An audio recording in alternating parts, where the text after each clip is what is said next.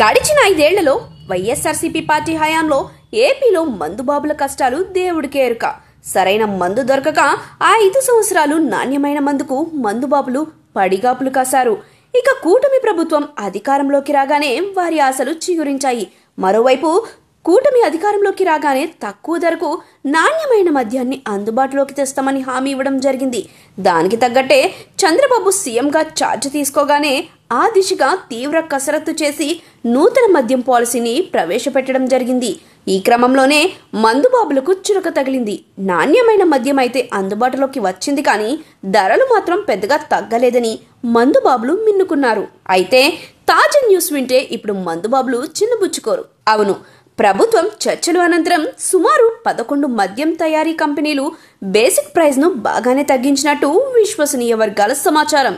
దీంతో సదరు కంపెనీల నుంచి రాష్ట్ర బ్యావరేజెస్ సంస్థ లిక్కర్ కొనే రేటు గణనీయంగా తగ్గింది.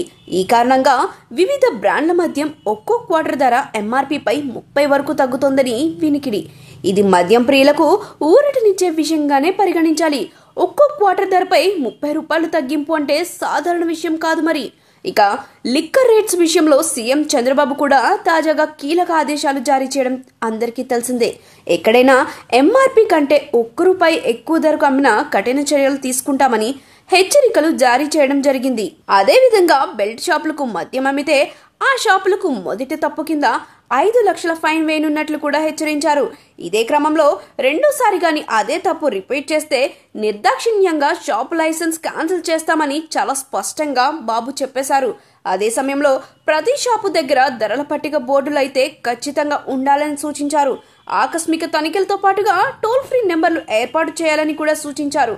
అదేవిధంగా షాపు ఓనర్లపై ఎవరు కమిషన్స్ కోసం ఒత్తిడి చేసినా ఊరుకోనని చంద్రబాబు పార్టీ లీడర్లకు వార్నింగ్ కూడా ఇవ్వడం తెలిసిందే.